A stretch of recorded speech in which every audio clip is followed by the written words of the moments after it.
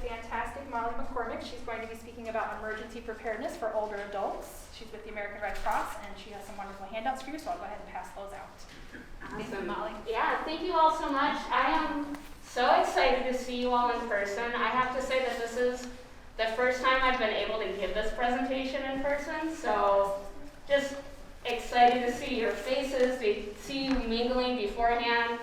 It's just not the same behind a computer, right? So I'm just pumped to have you all here today. As Heather mentioned, I'm Molly McCormick. I'm your disaster program specialist with the American Red Cross. What that means is I get to hang out with wonderful volunteers and kind of coach them and supervise them to help respond in our community to local disasters.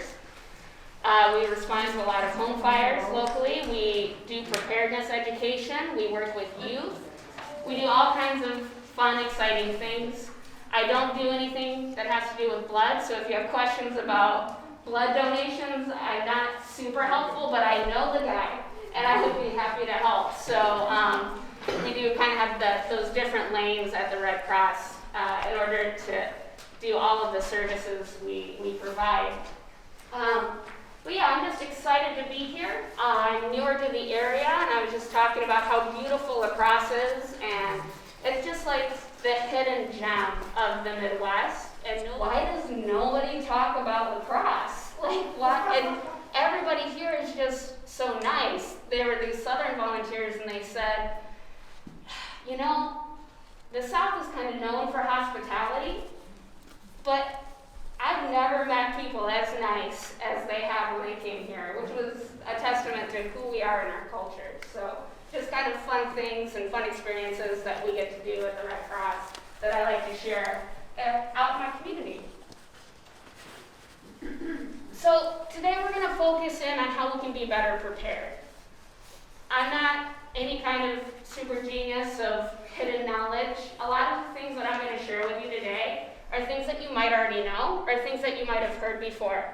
The problem about preparedness isn't that we don't know what to do, it's that we don't actually follow through on a lot of it. So I'm going to share a lot of information today. I get excited and I talk fast. If at any point you need me to slow down, just tell me. Or if I'm not loud enough, just let me know. And the reason that we talk about this is not because we want to startle anybody. We don't want you to go home scared. We want you to go home confident. We want you to go home and feel like you're in a better place. Because what we're seeing is that odds are that disaster will strike. We can't stop it from happening, but we can be better prepared. And the more prepared you are, the better you can bounce back, the less impact it's going to have on you. So what we're going to talk about today is to kind of work through that. Thinking about a disaster, some important things that we label things, we use that word disaster really loosely. For the Red Cross, what that means is that normal response systems are going to be overwhelmed. So those normal go-tos that you might have, if they're overwhelmed, what might you do instead? If people are getting hurt, or if property is damaged or destroyed, those are all things that we would consider in the realm of the word disaster. Where we are in our country with the word disaster, we're going to play a little guessing game. I hope you don't mind. I make people interact because I used to teach middle school, and if I didn't ask questions and make people respond, they were usually sleeping. So, in the 80s, how they measure disaster, like FEMA and National Weather Service, they measure it in money amount, because disaster costs a lot of money. Even your home fire can cost hundreds of thousands of dollars, depending on the home, and if it impacts more than one. So they measure it in $1 billion. If it's $1 billion or more, it's a catastrophe. That being said, we're going to do a little guessing game. I might have some fabulous prizes for my guessers. How many billion-dollar disasters do you think we had in 2001? So the 80s was 3, the 90s was 5. You mean just that 1 year? Just the 1 year. 15. 15, that's a great guess. 7. Good guess. I did promise fabulous prizes. Thank you.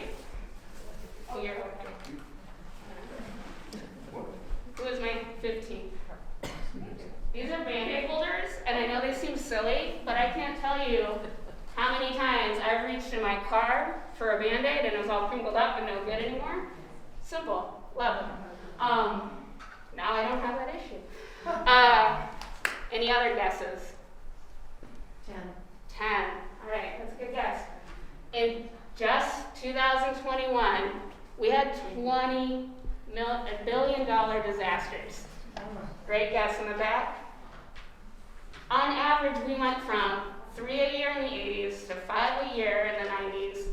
Let me get my statistics right. In the 2000s, it was 6. So just a really slow, gradual increase, right? In the last 5 years, we averaged 17 a year. You can feel it too, because it feels like every time you turn on the TV, you're learning about another. Yeah. And absolutely. And it used to be really isolated seasons, right? We had hurricane season, right? And you knew that we were going to get 1 or 2 big ones. Now we go through the whole alphabet. Now it feels like all summer long into the winter, the West Coast is on fire, right? So that's why it's essential that we not only be prepared, but we start thinking about our role in this world that we're living in that's more disaster prone. All right? A lot of that has to do with climate change and our involvement in that. The Red Cross is getting more and more involved with climate change because we see the impacts that it has. So just thinking about that and being better prepared, knowing that we're seeing a rise in certain things, we're also seeing the hazards that we face start to change. You might know that we have a higher risk now for some of these hazards than we did in the past. What are things that we have to be worried about here in La Crosse? Flooding, absolutely. That's a big one. That's been a part of the culture here for a long time, right? The Mississippi has created that. And it's gotten worse over the years, and now it's not at the same time. Used to be spring, now we see it later in the summer because of a lot of flash flooding because of how dry it gets. So it's just taking on a little bit different look. What else do we have to be worried about? Winter storm, tornadoes. We had a tornado in Stanley, Wisconsin in December this year. That's wild. That's never happened before. There's been landslides along the bluffs. Yeah, I don't think that the rest of Wisconsin has to think about that, but we do. With the bluffs here, and when we have no rain and then a lot of rain, like we saw last August, we see flash flooding. With that flash flooding, we can see landslides. Absolutely. You know what is one that we never had to deal with in the past, but now is becoming a bigger issue? Extreme heat. Last year on June 5th, we had the hottest day on record. It was 100 degrees on June 5th. And the weekend before, we had a frost warning. Like, it's just wild how much things are changing. And that's why it's important that you continually be thinking about your preparedness and knowing that you need to stay informed. What we used to know and how things used to be might be different than how they are right now. Wildfire is also something, it's less prevalent in Wisconsin, but it happens. And especially if you live out towards the country, this is something that you need to be prepared for and to think about. And the reason that we start thinking about these hazards is because we want to make sure that you are ready to help yourself and to help your immediate family members as well as maybe some neighbors that might need assistance. So not only do we want you to think about a plan for you, but if you have neighbors nearby, maybe somebody that's in a wheelchair, maybe somebody that needs a little extra help, how are they going to get that help? Do they have a network around them? Can you be that support for them? If you are a caretaker, I know my mother-in-law, who is in her late 60s, is the caretaker for her mom, who's in her 90s. So there's all of these levels of additional planning to think about. And then maybe on the other end, you have a grandchild that comes and stays with you every other week or frequently on weekends. Your plans change depending on your situation.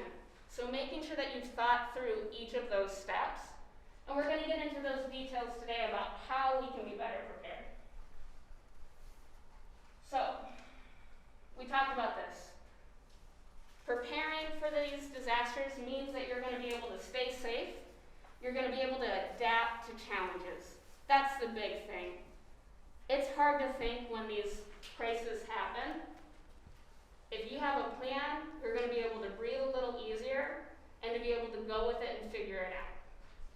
Trust me, I work in disaster and nothing ever goes according to plan, but when you have a plan, you feel better. And you're going to be able to work through the smaller issues that come up versus a very large issue that you don't have an idea for. And the big guy here is to recover quickly. The faster that you can get back to life as it was, the better you're going to feel, the less that impact is going to have on you. So we call it being Red Cross ready. When you're Red Cross ready, you get a kit, you make a plan, and you stay informed.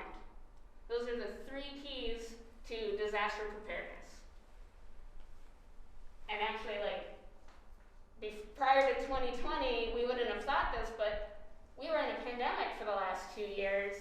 This ties to that. This ties to a lot of different scenarios, not just that natural disaster. So getting a kit, making a kit, what you want to make sure that in your household, that you have supplies for up to 3 days. Don't let your pantries get bare to the point that you're going to be in trouble. And you want to make sure that you have 3 days of supply of food that's going to be non-perishable. Do I have some canned food items that I can keep? And then rotating them out. Making sure that you don't just make a kit and leave it. You have to update it. So it's really good. In my house, what we like to do is we buy things that we actually like to eat, and then we'll eat it and replace it. So that way we're making sure that that is always going to be fresh, and not just a box that we stuck in our basement that is stored away, and in 10 years, if we find ourselves down there and we go, oh, these yams don't look quite like yams anymore. And I don't have any issues with yams, but they're not going to be my favorite comforting thing to eat in that situation. A go bag. And that seems like you're a spy, and I love it because it makes me feel a little edgier about my preparedness. But having a bag that you either keep by the door, keep in a closet, keep in your car, is a good thing to have in case you need to leave quickly, in case there's an issue. Maybe the power goes out and it's not going to go back on. It's the middle of the night, middle of the winter, and it's negative 15 degrees out. Don't worry, tomorrow it'll be 90 degrees because we live in Wisconsin. But and you need to leave quickly because you're not safe in your home right now. Having that bag pre-packed and ready to go is going to save you from fumbling around, from forgetting things that you're going to need, and it's just handy. This also for flooding. We know that flooding, especially flash flooding, can happen quickly. We know that roads can get blocked, and we can, even if our home isn't going to be directly impacted, we might become isolated because roads become flooded and we don't have a way to get out. So making a plan, and we'll talk about that in a minute, between am I going to stay in my house and use my household kit, or am I going to evacuate and use my go bag? Making sure that you have supplies enough for each member of your household, and making sure that you've personalized it to you. What are your needs going to be? And I have a special slide to talk about that. And disasters come, and we talk about flooding.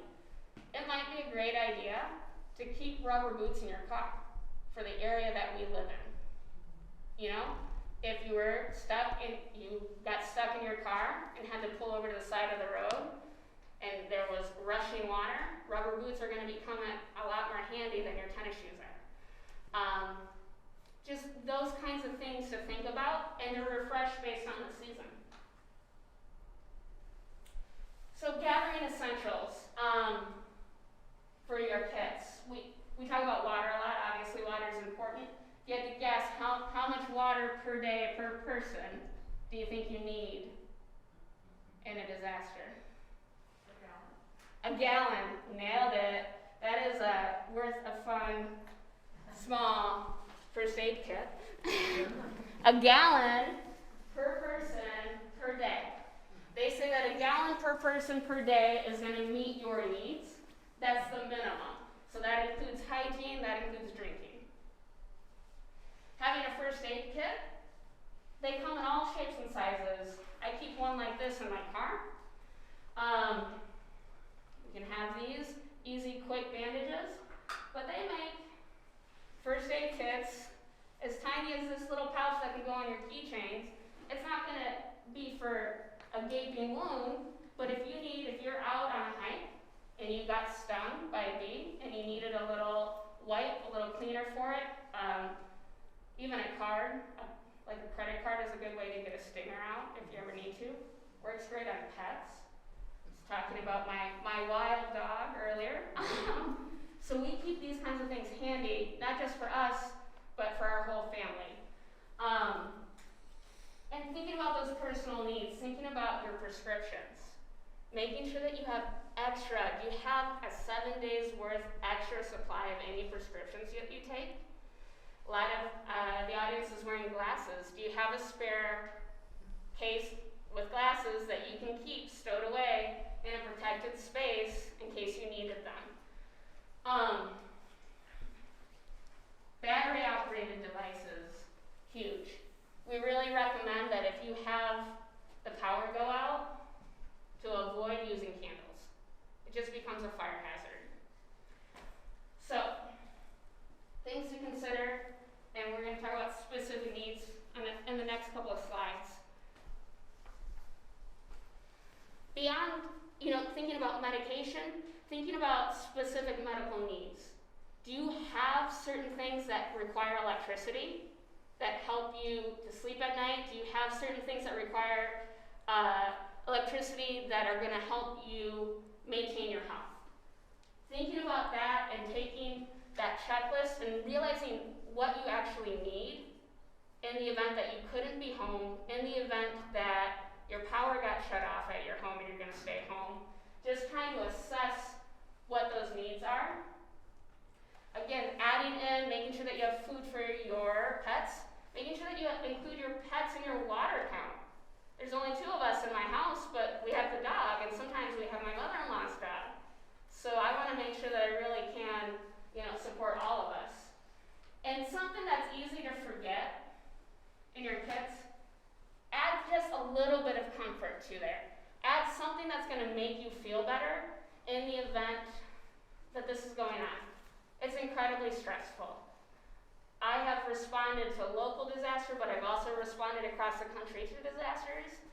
And to hear the stories of these folks that are impacted, it happens quickly and it can be overwhelming. Having just a little bit of comfort or a way to distract yourself in these moments is really as important as that glass of water, because it keeps you resilient, it keeps you going. When those storms came through in December, I was in my basement. My mother-in-law had just had knee replacement surgery. We got her down into the basement, which was not fun, but we did it, because the sirens were going off in the community I live in. We had cards, and we just stayed down there for an hour and a half playing cards. It was definitely scary. We could hear trees falling. There were several small tornadoes that touched down in Trumpereau County that night. We were very fortunate to not have any major damage, but we just played cards and talked, and we could laugh and feel just a little bit better because we were with each other and had that distraction. And again, switching out your kits based on your disaster. You don't always need a little snow shovel in your car. In August, you probably don't need that, but it makes sense during the winter. So making sure that you're thinking about it and changing it.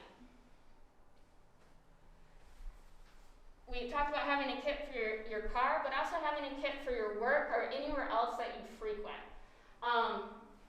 This is a big one. Having the appropriate footwear I mentioned, but just having it handy in case you're not at home when something is happening. You want to make sure that you have the right equipment to get to where you're going safely. Whether that's just keeping a pair of tennis shoes in your car during the summer, I wear a lot of sandals, so I want to make sure that in the event that I need it, I can put on tennis shoes and go where I need to go safely. Making a plan. So what this means is actually talking with your household and writing something out. That's really key, making sure that you have things written out on what you're going to do so that everybody is literally and figuratively on the same page. Thinking about travel. Both if you have somebody in your family, in your household that travels to and from, if they're going to be out at the store and a big storm happens, how are you going to communicate? Where are you going to meet if you have to evacuate your home? Access and functional needs. So if you have somebody with any kind of mobility issue, thinking about that. If we had to get out of this house because our smoke alarms are going off and my grandma lives with me and she's in a wheelchair, who's going to be responsible for getting grandma? Who's going to be responsible for helping the 2-year-old grandchild? Thinking about those elements and having a plan and a person responsible for doing it can save lives. Because you're not talking about it, you're not both running to that one person, you have an assignment and it's happening. And pets and service animals. Those are family members to us, right? We test our smoke alarms in our house and see how our dog reacts. We used to have a dog and he was just a little Yorkie. He would run and hide to the same spot every time. At the very least, if we had to get out and couldn't get him, we knew where to tell the fire department, this is where he's probably going to be. And I work with a lot of fire departments and they will all try very, very hard to get pets out of a fire. Even practicing, and we're going to talk more specifically about fire safety later, but practicing with your pets to get outside so that they're also used to it. I'm pretty sure if I open any window in my house, my dog would just go out of it. We have a ranch. She's not going to jump out of a 2-story, but she just goes and she's comfortable doing that. But knowing that I can do that with her, it gives me that comfort of knowing that's what we would do if we had a home fire.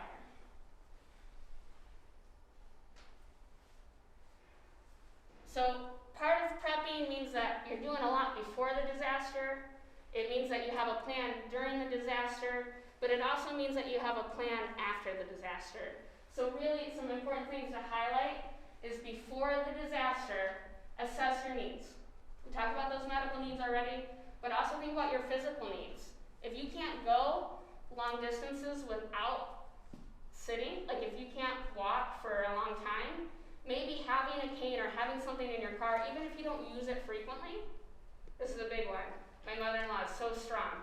She is a little stubborn, but so strong, and she just had this knee surgery. She doesn't want to use her cane. And I go, Sharon, please just put your cane in your car. You don't have to use it, but if a situation were to arise that you needed it, you're going to be in a lot better shape. So don't let your pride get in the way of those things. So thinking about what do I physically need to support myself, especially if it's going to involve standing for a long time. And then any kind of cognitive support that you might need. I know I've worked with Parks and Rec before. They have a special program for individuals that are caretakers for folks with dementia. So thinking about if you're a caretaker and someone in your life has early signs of dementia, that requires a special plan and an emergency. How are you going to handle that? Making sure that you've talked about it, making sure that you have a support system in place to help you get through that.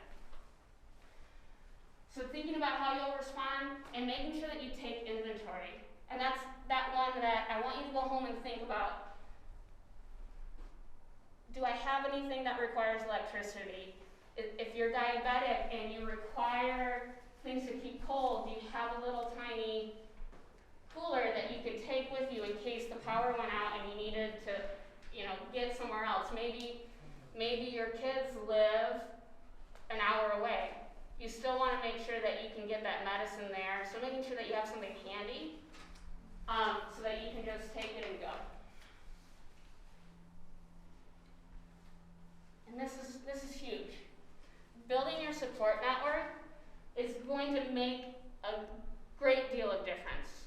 When I go into a community after a fire and I see that these folks have support from their community, it's a game changer. So identifying who can be your helpers or who you can be a helper to, making sure that when you talk to them and you meet with them, that you have that plan, that real plan in place so that they know what to do and you know what to do, and when that gets activated. And then making a contact information list. In your packets, the last page is just an emergency contact card. And I know we live in an age where everybody lives on their phone now, but in the event that you don't have power, in the event that someone can't get into your phone, say, heaven forbid you went unconscious for any reason, having that card on you could also be a game changer, because it's just a list of immediate contacts. And it's a good thing to include not only helpers in your community that might be a part of your plan, but your local sheriff's department or your local township member, because those are the folks that are helping to organize shelters. Those are the folks that are going to be making moves in an emergency. So you can always have them on there if you need information. And the thing that's not on the slide, but I think it's in your packet, is making sure that one of the individuals, at least one of the individuals on your plan, does not live locally. And the reason for that, and it's really specific because when those systems get overloaded, like phone and internet, it's hard for everybody to be on at once. It might be a lot easier for you to contact somebody that isn't local because their systems aren't going to be overwhelmed. So I can call over to Madison because they weren't impacted by the storm and talk to, a cousin or a sibling and let them know, one, I'm okay, and two, we need help or we need this. They also know, because they're on the outside, they're getting different information, potentially. They can be checking things out, and if they haven't heard from you, they can give emergency responders or the Red Cross a call and say, we really need a wellness check. This is where they live, this was our plan, we haven't heard from them, can you please go check on them? Just a great way to ensure that if something really major happened, you have that support network, people that are going to be really checking in on you to make sure everything's okay. And vice versa. You could be a helper for somebody else. So it's just a really good way to have that set up ahead of time. When you're making that plan, make sure that you're including the right details. So how are you going to evacuate? You're going to meet up here if you're not in the same place and go. You're going to meet at the house and go. Having a meeting place is really critical. It's just really helpful in the event that you have to leave your house quickly and the other person can't get there. How you're going to communicate. So if we have cell phones, that's great, but having a backup plan to that, maybe you're going to use social media, because even if you lose your phone, you could go to the local library and potentially use a computer to let people know you're okay. What's your backup plan for communication? If your phone goes down, who's a friend's phone number that they can call and see how you're doing? Where are you going to stay? La Crosse County has several different shelter sites that are pre-designed with the Red Cross. We partner with the county to provide that sheltering, but it really depends on the situation. Over the summer, we had a shelter on standby at Logan High School. At Central High School, because it was more isolated on that side of town. We also opened a shelter at the Omni Center in Onalaska. If you're ever worried about it or you know a big storm is coming, you can always contact your local township, if you're in a township, your council person, and just ask them what the plan is. The fire department is also a great resource in a time of a disaster. It's the police and the fire that are going to be providing that support as well. I know in major power outages, especially during the winter, the fire stations, and this is pre-COVID, but especially township fire stations, because they have generators, will be open for folks to come charge the items that they need to charge, or to get warm if they need to get warm. So knowing where those places are in your community, and every community is a little different, so that's why it's important that you talk to your community leaders to figure out that kind of information. And then also knowing when I shelter in place, which means you're going to stay at your home, that you have those supplies, where's the safe place to be. You know, if it's even in a really severe thunderstorm, you don't want to be by any windows, you don't want to be by any really large pulling electrical devices, so a TV, your refrigerator, because you don't, if there were to be a large shock or a large energy surge that went through, you just don't want to be near those. So thinking about even sheltering in your home, what that looks like. This is the card that I was talking about. I think yours have a little more information on them. These are a little more basic. And then I'll just put, this is a free app that the Red Cross offers. There are several notification systems out there. So you can do it through the weather, the National Weather Service has an app. And then your local emergency management uses Nexel. Those are all things that'll give you a text anytime they have an emergency alert. This could be for a storm. This could be for road closures, which is super nice. Vernon County is always texting me because they're always having road closures for one way or another. But it's nice for me because I travel to a lot of different counties.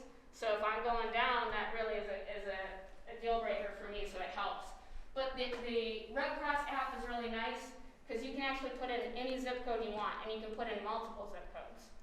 So let's say that, you know, I live in Whitehall, my mother-in-law's in Winona, my grandma's in Iowa.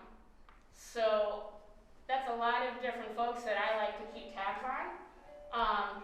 And I can put in each of those zip codes and get an alert to let, you know, I can give grandma a call and say, hey, I think it'd be a good idea to go down to your basement. Remember we talked about this plan, I just got this alert saying there's a storm in your area. I know she has some mobility issues, so it takes her a little longer. We've got her nice setup down in her cellar with a chair, some magazines, battery operated flashlights, bottled water. And she lives in Iowa, which is, you know, the Mississippi Valley and Tornado Central, so we really like to check in on her. And she loves it because it keeps her independent. We don't have to have her move in with any of us, but we have these plans in place. And this app is really nice. We also have, other than the emergency app, we have a first aid app that you can just pull it up and say, like, say somebody had a cut or somebody got shocked. You could just type that in and it would tell you kind of first aid steps to go through they're quite lovely. There's even a pet first aid. That's how much we love your pets at the Red Cross. So know that those are options. Because that last step, we talked, make a kit, make a plan, be informed. One of the best things you can do is know what's happening. I have never watched the weather as much as I do now that I work for the Red Cross. My family now makes fun of me because I'm obsessed with it. But it's a game changer, and I can make my plans around the weather for it. So identifying how you're going to get that information. Are you going to use your phones? Are you going to watch the news on the TV? Are you going to use the radio? And spoiler alert, it's good to use all three. Because if the power goes out, your TV is not going to work. The radio in your car will work, but if you run out of gas, that won't work. If the cell phone towers go down, you potentially might not have access to your cell phone. So even having just a small little weather radio that's battery operated or crank operated, something that you could go pick up in the camping section at Walmart if you wanted to. They're not super expensive. The Red Cross sells them online, Amazon has them. It's just good to have multiple sources in the event that one of those sources isn't available anymore. So thinking about that. Understanding weather alerts. It's a big one that I talk about with kids when I'm with them, is we often get advisory and warning confused. We get watch and warning confused, because watch sounds like you're watching it happen, right? Now a watch is just saying, hey, this might happen. A warning says, it's happening, you need to take action. So knowing those words and knowing how to respond to each situation. And I like this because I live in I live just outside of a small town. I live outside of Whitehall, so my neighbors are a little more spread out. So getting to know our neighbors when we first moved there was important to us. But in your community, that's who's going to be there right away. That's the people that you have to rely on. So knowing your neighbors is really, really helpful. And knowing if you travel. My family, my aunt and uncle are snowbirds. They go from Michigan to Arizona every year. And knowing to switch their apps or switch their zip codes to make sure they have alerts when they travel, making sure that they know what's going on, really in each place.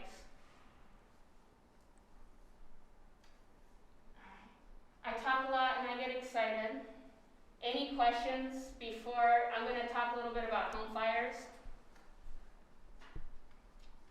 Okay, that's okay. You're just really engrossed in the information, I can tell. We're going to talk about home fires because this is actually the #1 disaster that the Red Cross responds to. I had several over the weekend that I was helping with. If you had to guess, and we're going to do a whole country, you know how I like guessing games. I warned you. But I do have these fun little mini keychain prizes. How many fires do you think that the National Red Cross responds to? And we can do it per day, we can do it per minute, we could do it per hour. What do you think? No guess is a wrong guess. That's what makes it a guess. It's a beautiful thing. 1,000 per day. 1,000 per day. That's a good guess. Oh man, he's just walking away with all the prizes. Nice. But I like that, and I like your shirt. That's a great branding company. Another guess.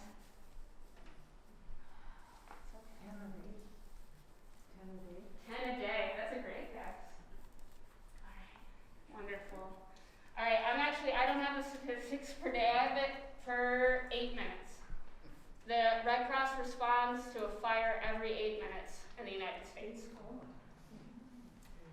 I will let you know on Saturday night I got a text message because we support not only my chapter, but we support each other as a team throughout the state of Wisconsin. They had so many fires happening in Milwaukee on Saturday night that they reached out to all of us to start helping. Luckily, my team from Altoona, from Eau Claire, stepped out to help because right after that we had a 12-unit fire in Janesville, Wisconsin, which is part of my chapter. We had a fire in Monroe County at this, this is just the season for fires. From about January, usually February starts wrapping up because it starts to get warmer. But it's dry conditions, it's cold out, so people have their heat on, and they're just spending a lot of time inside. So now is the best time to really start thinking about your fire plans and making sure that you're being safe. When we look at fire causes, #1 cause of fires in the United States is cooking. All right? #2 cause is going to be electrical. And And that's a combination. They kind of pull this data from not only having an actual electrical fire, which was the situation in Janesville in that apartment, but also an appliance that draws electricity. So, for example, you might have heard in the news a while ago that really big apartment fire in New York that was caused from a room heater, Space heater? space heater, thank you. So, making sure that you are being safe, and we're going to give you some tips for that. And the third one on here, and this isn't actually the third most reasons for home fires, but it is the leading cause when it comes to fire fatalities, and that's smoking. So thinking about that, what we can do to be safer when it comes to fires is reducing those risks. When you're cooking at home, we like to have rhyming phrases at the Red Cross for some reason. We also use a lot of acronyms. I'm only going to give you the rhyme. It's keep an eye on what you fry. How easy is it to have something on the stove and to have your phone ring and just step away for a second? Or how easy is it when you've got grandkids in the background running around to turn around to make sure they're not getting into mischief? Because that's what they do. That's what grandkids do, I assume. I never did. But yeah. So just making sure that you're really vigilant. In the event that you have oil, it only takes a 1/4 inch of oil to get too hot to really engulf your kitchen if it needs to. And the La Crosse Fire Department does like a big trailer demo of this. It's wild to see what happens when you have a grease fire and you pour a cup of water on it. That's when you get that big. Well, to be clear, I should have explained that. Putting water on a grease fire is going to make it worse, and there's a really good chance you're going to get hurt. So making sure that you have like baking soda, something off to the side, or a fire extinguisher in your kitchen are all things that are going to be really helpful for that. And with a fire extinguisher, you can get little tiny ones. They come in different shapes and sizes. Menards has them, Home Depot has them, Walmart has them. So you can get them pretty widely available, but a lot of them will have a date on them, and that has to do with like if they're charged or not. So if that date goes, so if you have one and it's from 1985, it might be time to replace it. Not that that's very old. That's, I like to, that's around the time I was born, so not very old at all, right? We just be aware of those things, making sure that you're checking the dates. Reducing your risk of home fire when it comes to those electrical items. If it's something that pulls a lot of electricity, you want to really make sure that you're plugging it directly into the wall. A lot of extension cords are not capable of holding that much electricity in them. And so sometimes we plug them in and the cord itself will catch on fire. It's too much power going on for that extension cord to handle. You want to make sure that you are avoiding putting multiple things that pull a lot of power into that one outlet. You're not only going to blow a fuse, but it's a big fire hazard. And then, again, the rhyme. I told you we like to rhyme. 3 feet from the heat. So if you do use a space heater, I know we have one in our house, and we have like one of those little cute electrical fireplaces. We want to make sure that anything that could be flammable is at least 3 feet from it. That includes, blankets, that includes rugs, that includes, even if you have one that, when it tips, it turns off, which are the kind to have. If you have a space heater, they make them so that when they tip over, they automatically shut off. They're still really hot. So if that's on your carpet and that turns over, that's problematic. So just thinking about your placement of where these devices are is going to be really key to reducing your home fire risk. And your pets. You know what cats love? Warm, radiating heat. They might want to rub up against that little space heater. They might want to, so just making sure it's not going to be in a place that your pet can knock it over easily either. And then just this one, smoking is dangerous. If anybody in your household smokes, please just make sure to encourage them to smoke outside. Even though it's really cold, if you can't get them to quit, make them go smoke outside. Maybe that'll create them to want to quit because it's so cold. And really with matches and lighters, having real conversations with kids at an early age about fire is important. And actually La Crosse does this really great program when they think kids are starting to play with fire, that they'll come do this whole education one-on-one with the youth in order to really help them understand the dangers of it in a really nice, approachable way. It's not like scaring them, but it's important. And then smoke alarms. This is the biggest thing that if you don't remember anything I tell you today, please know this, that smoke alarms save lives, that they should be on every level of your house. They should be at least just outside of your sleeping area. So if you have 2 bedrooms right next to each other, they can go just outside of it. And that every smoke alarm is really only designed to last 10 years. Even if they're hardwired into your house, yeah. We just had to replace one that was 4 years old. It just depends. I was talking with Heather about this. If it's chirping and you've replaced the battery, that means that there's probably an issue with the sensor. If it continues to chirp and it's safer, it's just a better idea to replace that smoke alarm, rather than guess or wait. So thank you for sharing that, because I think it's important to know that just like every piece of technology, they can be a little faulty. They might not last as long as they're supposed to. But if you look, as you install a smoke alarm, you're supposed to there's a spot for the date. If there's not a date listed and you can't remember when those smoke alarms were done, it's time to get some new ones. We also at the Red Cross, you can call us, and I actually have a sign-up sheet here with me today. We will come and install up to 3 smoke alarms in your home for free. We'll talk to you about some fire safety, a lot of what I'm talking about today, but this is a program that we offer at the Red Cross because we know what a difference it makes. My husband took the smoke detector that failed to the store. Yeah. It was able to match it up so it screwed back into the same device. But the other thing that he does is he puts the date on the battery. Oh. With a Sharpie. Nice. That's an even better idea. So the battery should be changed once a year if you have to change the battery. Easter. Sorry, what? At Easter. Oh, at Easter, yeah. And some people do it with a time change. If you turn back the clock, check your alarms.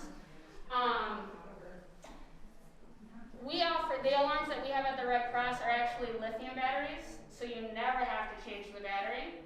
And I highly recommend them because they're nice, especially as we get older, to not have to climb up on a ladder to test it, or, well, you should still be testing it, but you can test it with a stick.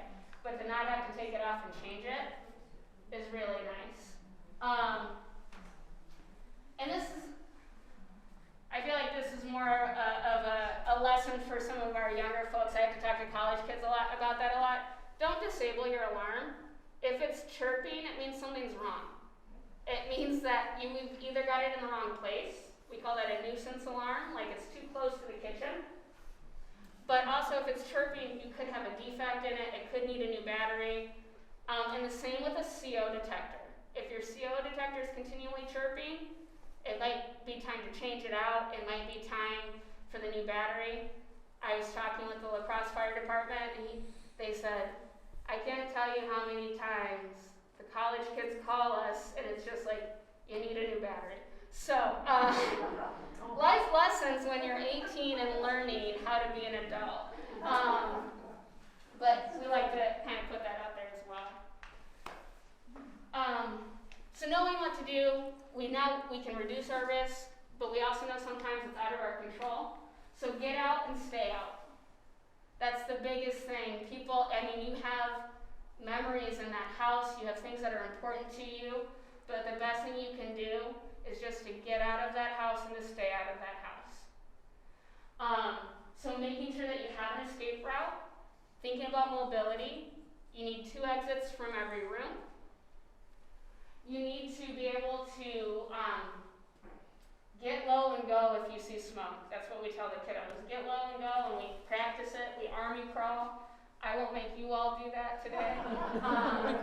But just making sure that that smoke inhalation is actually probably even more dangerous than the fire itself at some point, because you're breathing it in and it can cause a lot of damage. So being smart about that, and then having a designated meeting place in your household.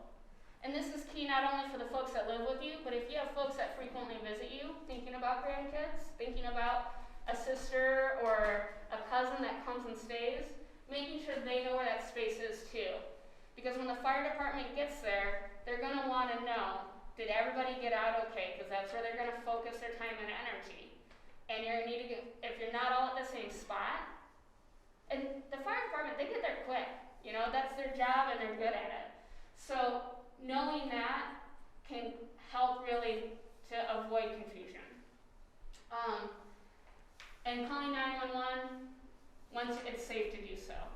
If the fire department once told me something really cool, and I don't know, this is just what they told me, but they said that in an apartment building or a second floor of a house, if you get stuck, if you can open the window and throw some things out the window, because they do a perimeter check as soon as they get there. Someone does a perimeter check. If they see a pile of stuff on the ground, they're going to look up and they're going to see you very quickly. So that's a really good way to draw attention if you're trapped somewhere, so they can get to you faster. So that's not a Red Cross specialty. I just picked that up from our partners who are awesome, and I thought that was really cool. Also, sleeping with your door closed. It's big even with the kids. I have to really convince kids that they need to sleep with their door closed, because it stops a lot of that smoke from coming in, and it makes a huge difference. That door will slow down that fire from spreading, and it'll give you extra time. You should be able to get out of your bedroom in 2 minutes or less. That is the marker that we want people to practice and think about. So once a year, maybe on Easter, when you change your smoke alarm battery, you can also talk about your escape plan and just practice and even time yourself. I tell it to the kids, but I do it as an adult. Make sure that you can get out in 2 minutes. We talked about this already. I like to tell parents this one because I feel like if they have teenagers, it's a good way to make your teenager clean their room a little bit. Because if it's cluttered, if you have a lot of stuff in the way, it becomes a really big hazard. You can't get out quickly. If you can't see because the power's been cut due to the fire. Those kinds of things, you need to have a really clear way to get out. Typically, for anybody under 2 would be the ones that need that extra assistance. Of course, we care about the little ones and we're going to check on them, but just as a side note, having that discussion, that 3-year-old could handle it probably on their own. So that closed door, you guys know the deal that you're looking for smoke, you're feeling the door. If it's hot, you don't open it, and you go to your second option. That's a good one. Seal the doors at the bottom so the smoke can't get in. Blocking air vents is another way to help stop that smoke from coming in. And then signal for help. I advise people to have something handy like a bright colored cloth or an air horn. If you were ever, it's like the non-sophisticated life alert in my mind. Having an air horn, if you were ever in trouble and you had an air horn that could go off, even if you just fell, your neighbors might hear it. It would be a way to signal to people that something's wrong. And if you've talked to your neighbors because you have that network, they might know that air horn sound means that you need help. So you don't need to necessarily pay for something as sophisticated as life alert. So we talked about these. Have a plan, test your alarms, practice your escape plan. I did it just in time. Yes, sir. As grandparents, when we have our grandchildren stay overnight, she probably explained to them how to, in case of fire, you know that it won't happen, how Yeah. they can get out, what's the route. Yeah, I even if they don't come to you that often, talking about them, hey, if the smoke alarm goes off, just so you know, you can go out this window, you can come out the door, we're gonna meet at the mailbox. It doesn't have to be scary. I think that's the fear. We don't want to talk to little kids about it because we don't want them to be scared about it. But it's not scary when you have a plan. I think that's the key. It's not nearly as scary if you have a But plan. you gotta explain it to them. You gotta. Exactly. I love it. Thank you. That is great. Other thoughts or questions? I had a problem that I created myself when I left the gas on my stove on one day. The Easy. reason it happened is because it was so light and I had the gas turned down to low. Fortunately, the utensil I used was cast iron frying pan, so it could absorb that heat. Yeah.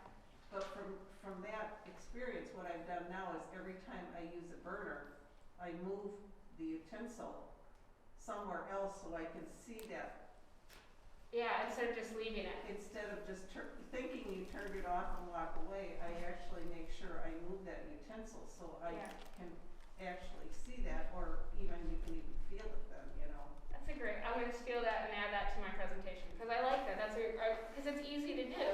It's easy. I mean, my dog is big and jumps up on everything. And today, we had a cast iron pot that we had used for dinner. We had cleaned it, but we left it on the thing, and I was like, on our stovetop. And I said, I'm going to take that off before we left this morning just because she's curious and she knows food comes out of that, and we have a gas stove. I didn't want her jumping up and turning that gas on, but I didn't think to move it right after because that's clever. So that's a great idea. Does Phyllis get Band-Aids for that? Yeah, Phyllis gets to choose because she's volunteered a bunch of times. Would you like to PJ? Yes, of course. Great. So I appreciate you all being such a captive audience. I'll hang out for a little bit in case you have individual questions. I know sometimes that's easier. I'll also say we are so excited to have new volunteers at the Red Cross. So if you are bored and looking for things to do, we have jobs for everyone. So if you want to help respond to local fires, if you want to help do preparedness training, if you want to help just call and make sure people are okay, we literally have jobs for everybody. And just like all the businesses that you see hurting for staff, we're hurting for volunteers. So think about it. And if you know of any other groups that this would benefit, I do hands-only CPR training where I come and we talk about cardiac arrest and how to respond. So yeah, feel free to get a hold of me if you have questions, if you want to know more about any of our programs.